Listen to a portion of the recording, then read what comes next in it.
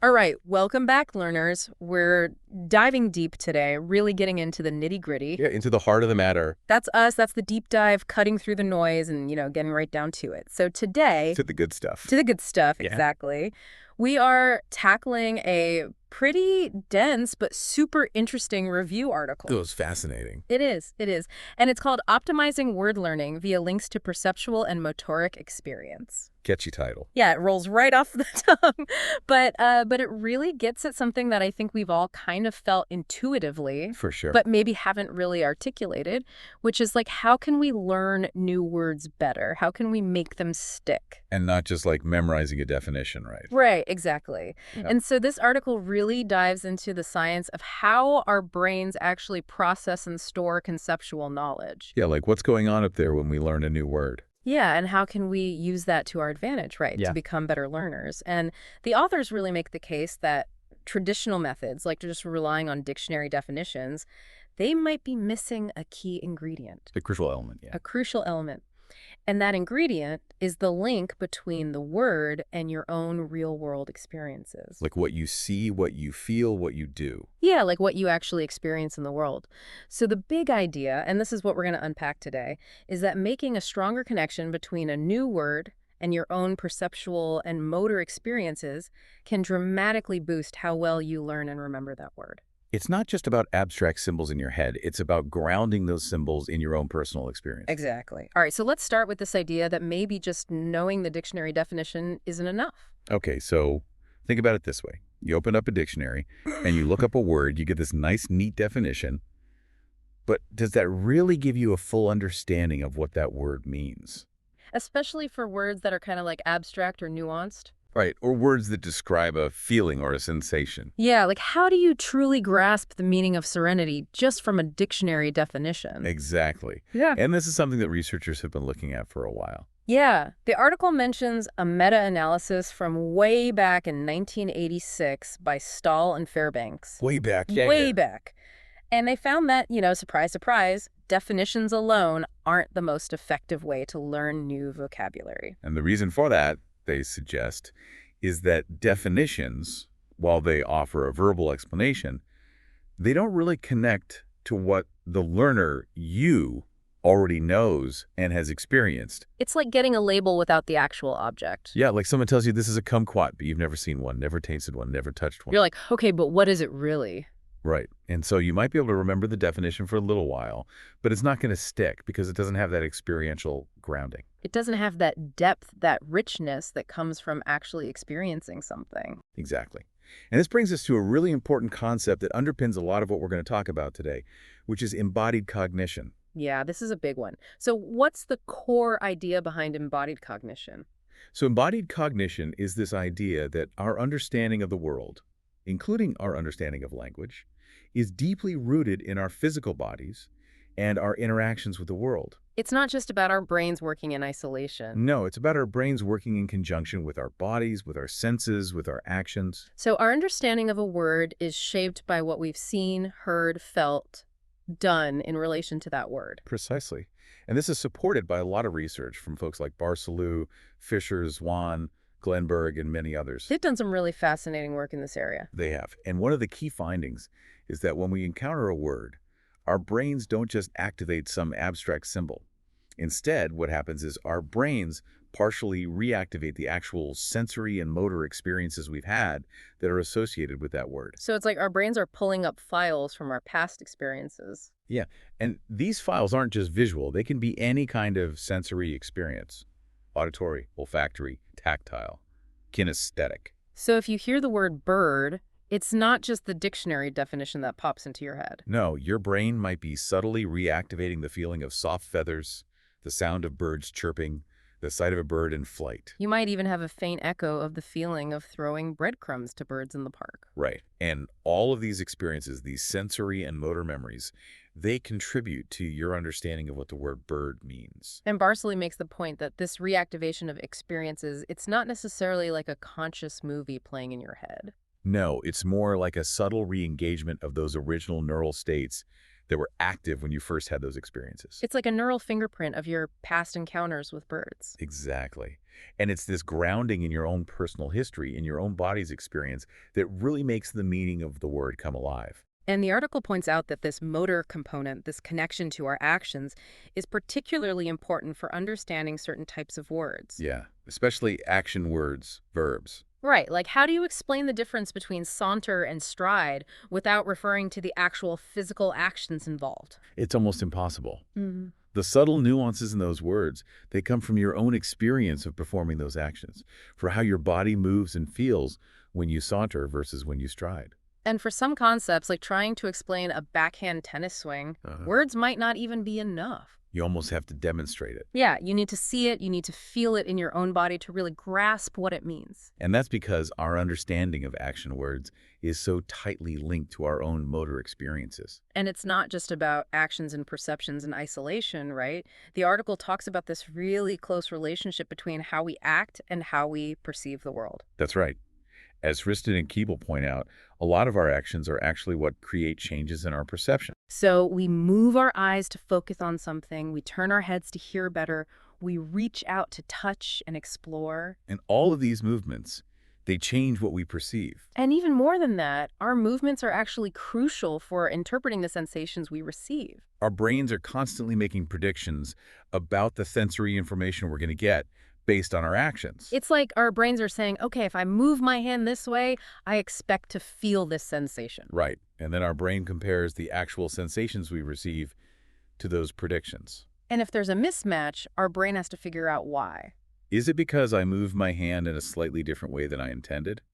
Or is it because there's something unexpected in the environment? So our movements help us differentiate between self-caused sensations and sensations caused by external events. And all of this is happening constantly without us even being aware of it. It's amazing how much our bodies are involved in making sense of the world, even at the most basic level of perception. It really highlights how deeply intertwined our actions and perceptions are, and how those interactions shape our understanding of everything around us, including language. So we've talked about the theory, but how embodied cognition suggests this deep connection between language and experience. But what does the actual brain research say? Is there evidence to support this idea? Or absolutely. There's a wealth of neuroscientific evidence that backs up this idea of embodied cognition. Give us some highlights. Okay, so one line of research has used fMRI to look at what happens in the brain when people hear action words. Like kick, jump, grab. Exactly. And what they found is that hearing these action words actually activates areas in the brain that overlap with the motor and premotor cortex. Which are the areas that are involved in actually planning and executing those actions. That's right. So even though you're just hearing the word, your brain is partially activating the same neural circuits that would be involved if you were actually performing that action. It's like your brain is getting ready to do the thing even though you're just hearing the word. Yeah, it's like a mini simulation of the action.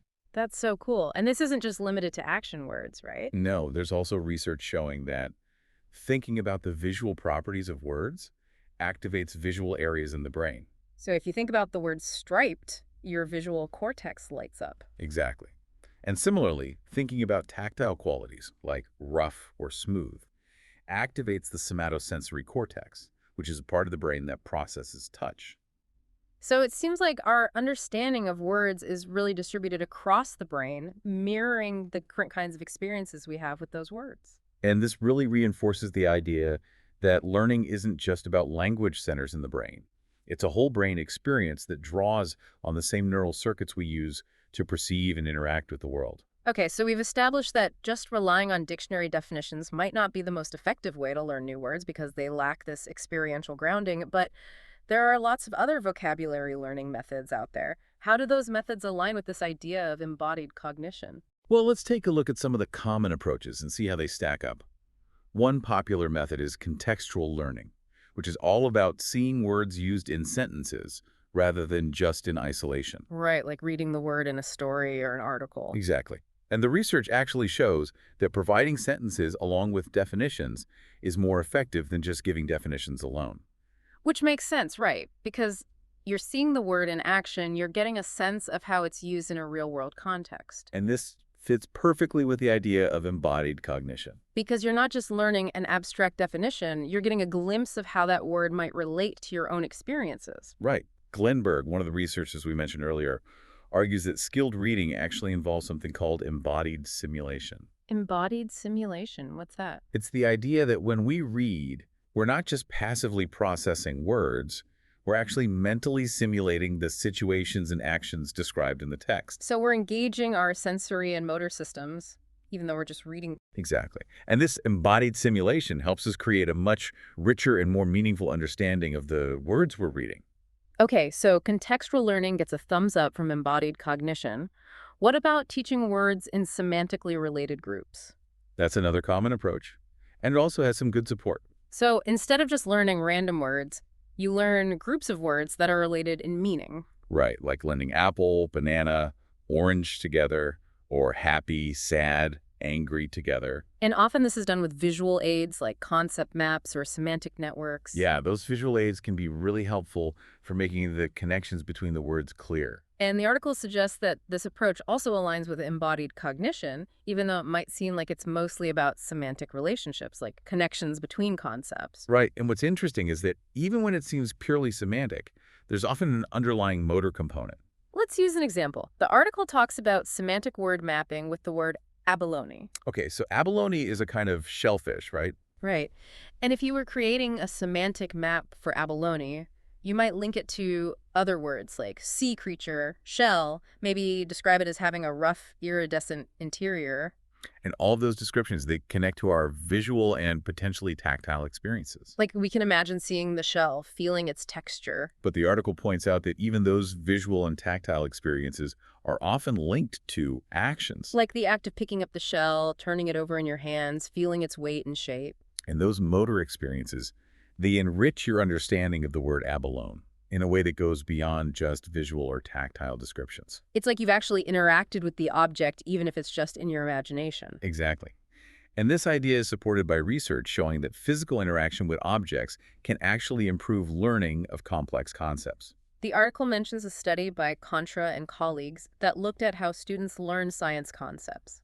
Yeah, they found that students who physically interacted with models that demonstrated concepts like angular momentum, they not only showed better understanding of the concepts, but they also had more activity in sensoromotor brain regions when they were later asked to reason about those concepts abstractly. So it seems like even for abstract concepts, having that hands-on experience, that physical interaction, can really make a difference. It creates a deeper, more embodied understanding. Okay, let's move on to another popular vocabulary learning technique. Imagery. Imagery is all about creating vivid, mental images to link a new word with its meaning. And this is something that a lot of memory experts recommend. It's a really powerful technique. And the article argues that the effectiveness of imagery also stems from the fact that it engages our sensory and motor experiences, even though it might not always be explicitly framed that way. So when you create a mental image, you're not just seeing a picture in your mind. You're also potentially activating other senses like touch, smell, sound. And you might even be activating motor circuits, especially if you're imagining yourself interacting with the object or performing an action. And all of this adds up to a richer, more embodied mental simulation of the word's meaning. The article gives a classic example of using imagery for vocabulary learning. The French word pain, which means bread. Oh yeah, the pain and pan example. Right. So the idea is that to remember that pain means bread, you create a mental image of a loaf of bread sitting in a pan. And the act of creating that image, of picturing the bread in the pan, that's what makes it stick. And there's lots of research showing that mental imagery can significantly improve vocabulary learning. And interestingly, it seems like generating the image yourself is more effective than just being shown an image. Which makes sense from an embodied cognition perspective, right? Yeah, because when you generate the image yourself, you're actively engaging more of your own sensory and motor systems. It's a more active and embodied process. Exactly. And imagery isn't just for concrete nouns. It can also be used for more abstract concepts, like metaphors and idioms. Yeah, cognitive linguistics has been using imagery for a long time to help people understand those non-literal meanings. And they often combine imagery with physical enactment or visual aids to really make the connection clear. So you might act out the idiom, or you might draw a picture that represents the metaphor. And this can be really helpful for getting past the literal meaning of the words and grasping the underlying metaphorical meaning. Okay, the article connects these imagery methods to something called dual coding theory. What's that all about? So dual coding theory was proposed by Pivio, and it's this idea that we have two interconnected systems for representing information in our minds. Two systems. Yeah, one is a verbal system, which deals with language. Words, sentences, grammar, all that stuff. Exactly. And the other is a nonverbal system, which deals with images, sounds, smells, all the sensory information. So we got a word system and a picture In system. a nutshell, yeah. And according to dual coding theory, learning is most effective when both of these systems are engaged. When you're using both words and pictures, you're creating a stronger and more durable memory trace. Right. And interestingly, more recent interpretations of dual coding theory have actually started to incorporate aspects of embodied cognition. Recognizing that our nonverbal system isn't just about visual images, it's about all kinds of sensory and motor experiences. Which makes sense, right?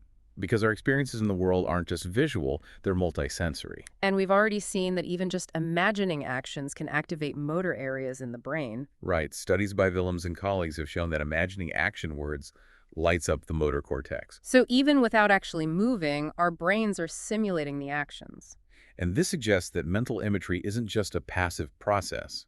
It can actually engage our motor systems. And the article makes the intriguing suggestion that we could potentially enhance the effectiveness of imagery by explicitly incorporating a motor component. So instead of just picturing a loaf of bread in a pan, you might also imagine the feeling of holding the bread, the weight of it in your hands. That's a really cool idea. I'm gonna have to try that. Okay, let's shift gears now and talk about multimedia, which is all about using combinations of words, pictures, videos, and animations to enhance learning.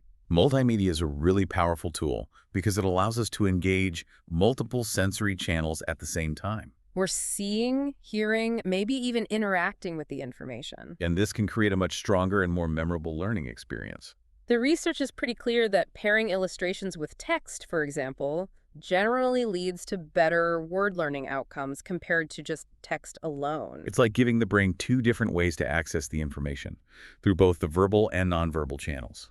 But the article also raises a really important point about cognitive load and split attention. Right, because multimedia isn't always a guaranteed win. If the text and the visuals are presented in a way that forces the learner to split their attention between them, it can actually backfire. It's like trying to watch two different TV shows at the same time. Your brain gets overloaded, and you end up not fully processing either one. The article mentions a study with Spanish-speaking children learning English that really highlights this issue. Yeah, the researchers found that in some cases, the children actually did better on a vocabulary test when they were only given text translations compared to when they were given pictures or a combination of both. And they think this might have been because the combined presentation was just too demanding on the children's working memory. They were having to mentally jump back and forth between the text and the pictures, and that was taking up too much cognitive space.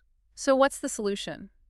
How do we design multimedia learning experiences that actually enhance learning without overloading the brain?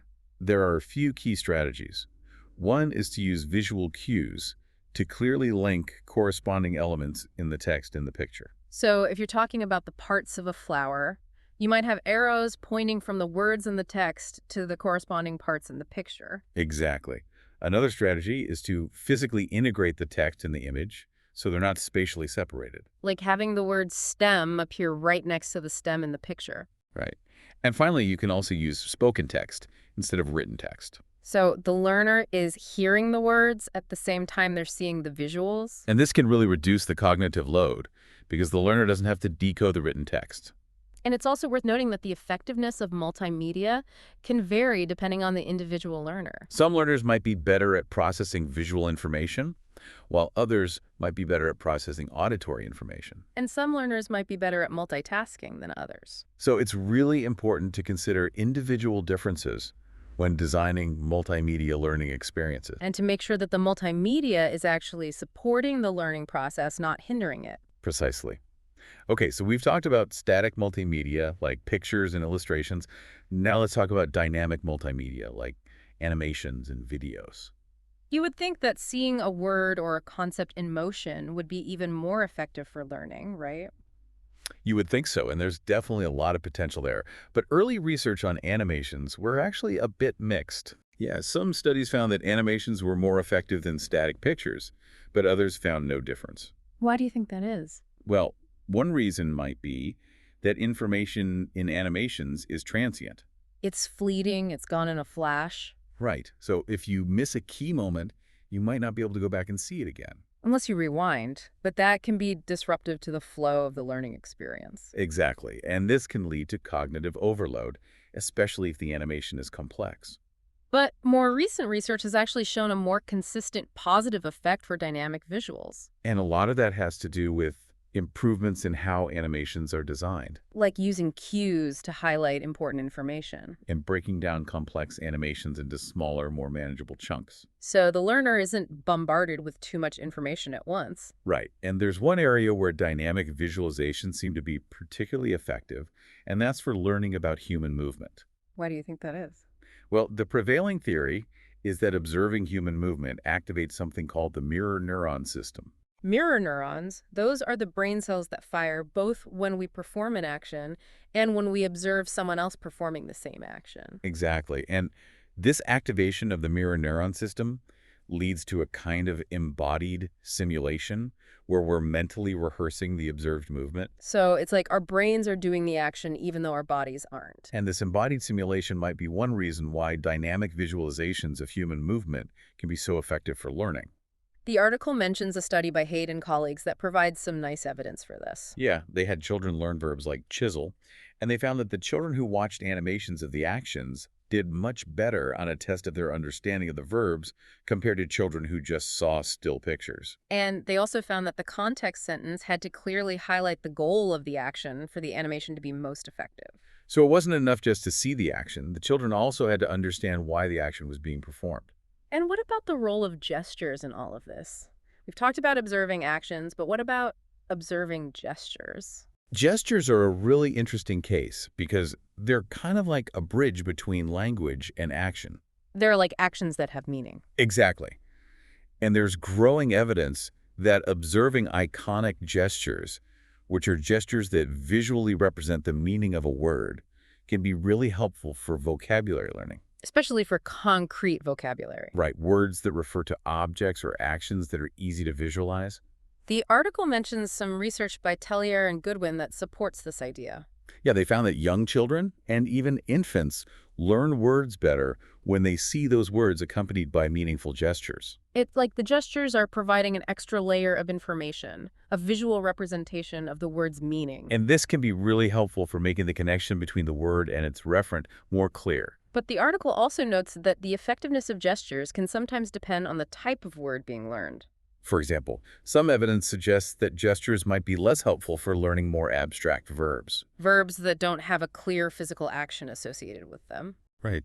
So it seems like the type of gesture, the type of word, and the individual learner all play a role in how effective gestures are for vocabulary learning. It's complex. Okay, so we've talked about observing actions and gestures. Now let's talk about the impact of actually doing, of actually moving our bodies. This is where things get really interesting from an embodied cognition perspective. Because now we're not just observing actions, we're actually performing them ourselves. And there's a lot of research showing that physical action can have a powerful effect on memory. One of the key findings is that when people physically execute an action, it strengthens the memory trace for that action. So if you want to remember something, do it. Don't just think about it, actually do it. And this applies to vocabulary learning as well. Hmm. Several studies have found that when learners imitate gestures that accompany new words, they remember those words better than if they just observe the gestures. So if you're learning the word throw, and you see someone make a throwing gesture, you're more likely to remember the word if you imitate that gesture yourself. It's like you're embodying the word. You're making it part of your own physical experience. And this makes a lot of sense from an embodied cognition perspective because you're actively engaging your motor system in the learning process. You're creating a stronger neural connection between the word and the action. And the article mentions that the benefits of gesture imitation can vary depending on the learner. Yeah, there's some evidence suggesting that children with lower verbal abilities might benefit the most from imitating gestures. It's like the gestures are providing an extra layer of support, a way to access the meaning of the word through a different channel. And there's also some really interesting research suggesting that imitating gestures during the retrieval phase, when you're trying to remember the word, might be even more beneficial than during the initial learning phase. So if you're trying to remember the word throw, you might try making the throwing gesture again. And that might help you access the memory. And this seems to be particularly true for verbs that involve manipulating objects. Verbs like throw, catch, build, write. Verbs where there's a clear physical action associated with them. Exactly. Now, you might be wondering, does the gesture have to be meaningful? Or would any kind of movement be beneficial? That's a good question. Like, would just waving your arms around randomly help you remember a word? Probably not. The research pretty strongly suggests that meaningful, iconic gestures are much more effective than non-meaningful movements. So the gesture has to have a clear and intuitive connection to the meaning of the word.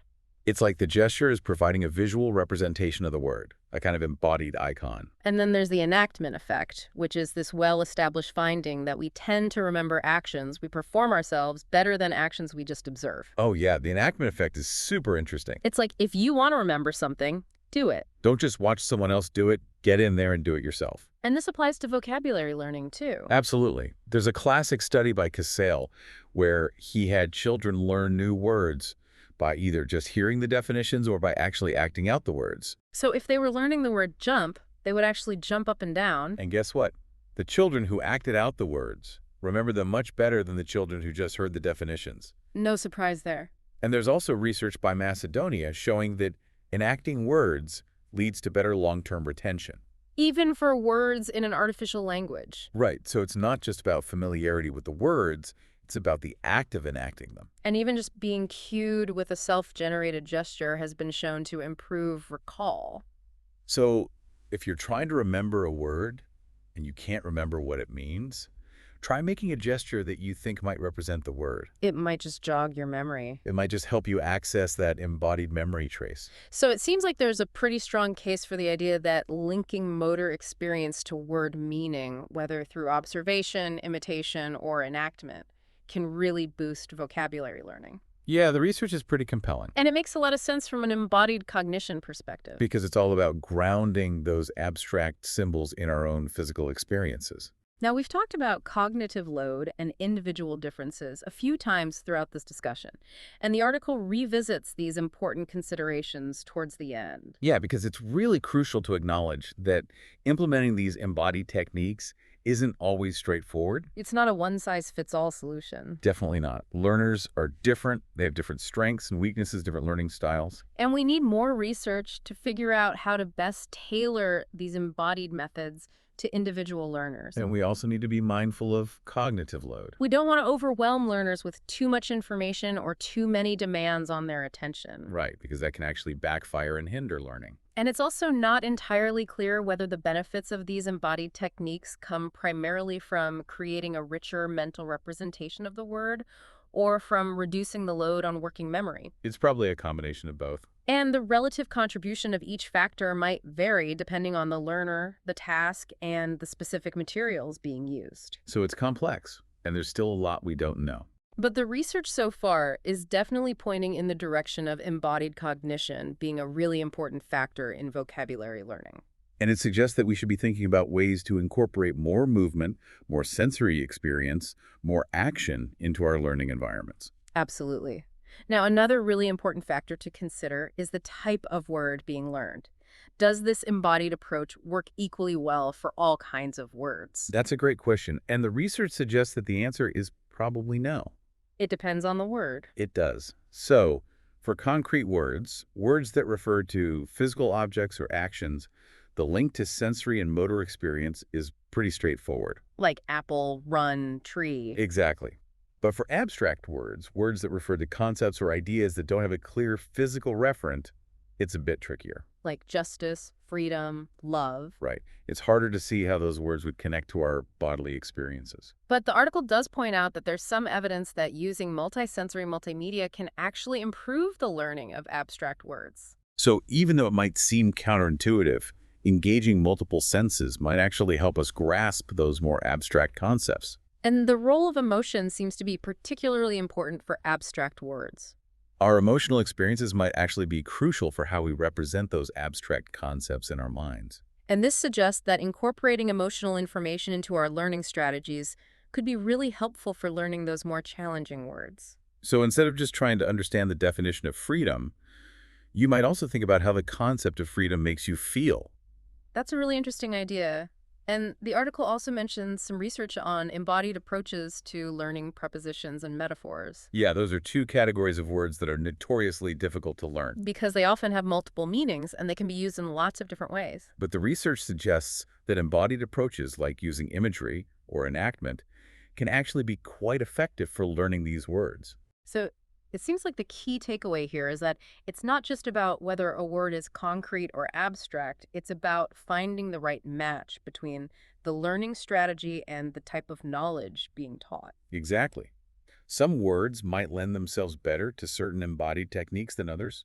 And we need to be mindful of those differences when designing our learning experiences. Absolutely. Now, the article also briefly mentions some other learning principles that can be combined with these embodied techniques to further enhance learning. Like what? Well, there's transfer appropriate processing, which is this idea that you'll remember something better if the conditions at recall are similar to the conditions at learning. So if you learn something by doing it, you're more likely to remember it if you're asked to do it again later. Exactly. And then there's the testing effect, which is this finding that the act of actively trying to retrieve information actually strengthens your memory for that information. So quizzing yourself is a good thing. It is. And then there's distributed practice, which is the idea that spacing out your learning sessions over time is more effective than cramming everything in at once. So instead of studying for 3 hours straight, you're better off studying for 1 hour on 3 different days. Right. And all of these principles can be integrated with embodied techniques. So you might practice performing gestures while you're testing yourself on new vocabulary. Or you might use spaced repetition with imagery-based learning. And this interaction between different learning principles is a really exciting area for future research. It's all about finding the most effective ways to leverage our understanding of how the brain learns. And right at the end of the discussion, the article gives a little sneak peek into another really important aspect of embodied cognition, the role of emotion. Yeah, emotion is often overlooked in discussions of cognition, but it's actually a really crucial part of the picture. We're not just thinking machines, we're feeling machines too. Expert.